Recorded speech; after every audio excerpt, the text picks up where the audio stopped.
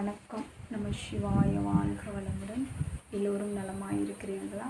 இறை ஆசீர்வாதம் என்றும் உங்களோடு இருக்கட்டும். நம சிவாய. பார்த்துட்டிங்கன்னா சாமி, நான் இப்போ உங்களுக்கு இந்த யூடியூப்பு சீர்திருத்த மூச்சு எடுத்துகிட்டு சொல்லியிருந்திருப்பேன். அதில் எனக்கு இந்த வகுப்பை சரியாக எடுக்க முடியாத அளவுக்கு சூழ்நிலை அமைக்கப்பட்டது.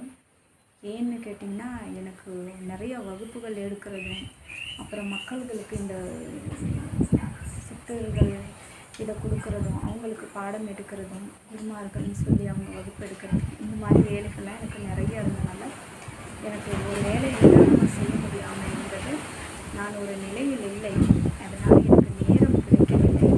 என்னோடய தனிமை கொஞ்சம் விலகி போய்விட்டது. என்னோடய தவ வாழ்க்கையும் விலகி போய்விட்டது என்று சொல்லலாம்.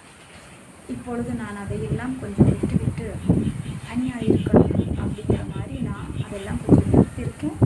ஒரு 20 நாட்களுக்கு நிறுத்தியிருக்கேன். அப்புறம் வகுப்பு இது பண்ணி கேட்டனால ஒரு சில நபர்களுக்கு வகுப்பு கொடுக்குற மாதிரி இருக்கேன். இப்பொழுது நான் முழுமையும் தவநிலையிலையும் இறையருளையும் இப்பொழுது நான் இருக்கிறேன்.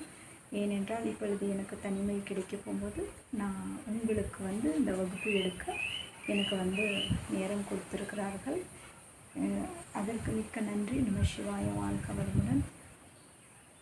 பார்த்துட்டிங்கன்னா, நான் சீர்திருத்த மூச்சு உங்களுக்கு சொல்லியிருந்திருக்கேன் சாமி.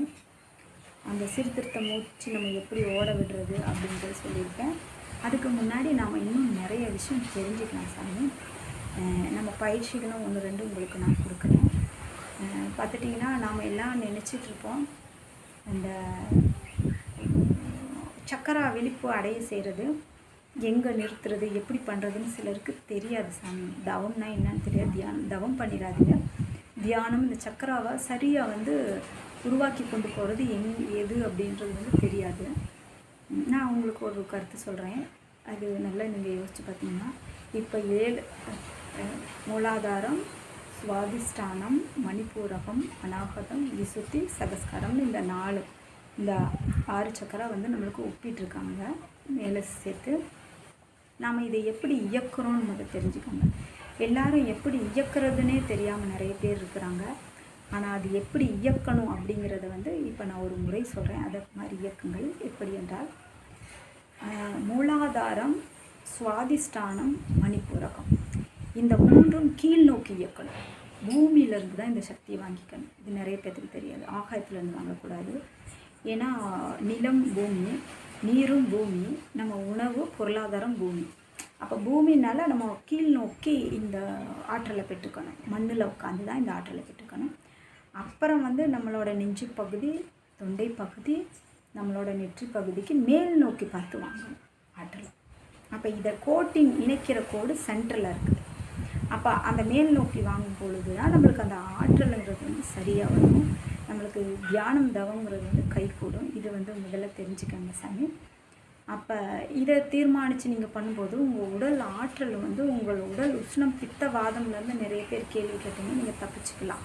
எல்லாரும் எப்படி வாங்குறதுன்னு தெரியாமல் இப்படியே கொண்டுட்டு போயிட்டுருப்பீங்க. அது மிக தவறு. இங்கேருந்து 3 சக்கரத்தை கீழே இயக்கணும், இங்கேருந்து 3 சக்கரத்தை மேலே இயக்கணும். இவ்வளோதான் சாமி விஷயம். இதை போல் நீங்கள் பண்ணுங்கள். இதை நான் வகுப்பில் நான் சொல்லித்தரேன், முறையாக சொல்லித்தரேன்.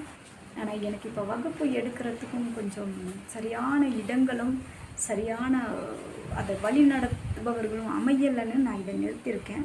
அது மிக சிறப்பாக வரும்போது நான் இந்த வகுப்பை நடத்துகிறேன். இப்பொழுது கொஞ்சம் நான் அதை நிறுத்தி வைத்திருக்கேன். இப்பொழுது வேண்டாம் என்று நிறுத்தி வச்சுருக்கேன். அது என்னோடய விருப்பம்தான். சரி, நம்ம சிவாய வாழ்க்கணும், அதை விட்டுலாம்.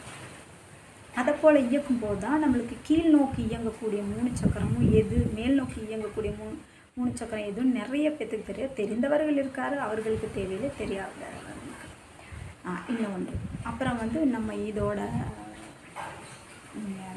அதோட நிறுத்தம் எங்கே நிறுத்தம்னா, கல்லீரலுக்கு நேரம் முதுகு தண்டு வடையில் நிறுத்தம்னா என்னன்னு சொல்லிட்டாங்க சாமி. அதாவது ஒரு கான்ஃபிடன்ஸ் சொல்லலாம், அதாவது தன்னம்பிக்கை, தைரியம்னு சொல்லலாம். எப்படின்னு சொன்னால், செய்து விட்டேன், செஞ்சு முடிச்சிருவேன், செய்ய முயற்சித்து சரி செய்து விடுவேன். அதில் இந்த மாதிரி மாற்ற பேச்சு இருக்கக்கூடாது. தயார் செய்து விட்டேன்,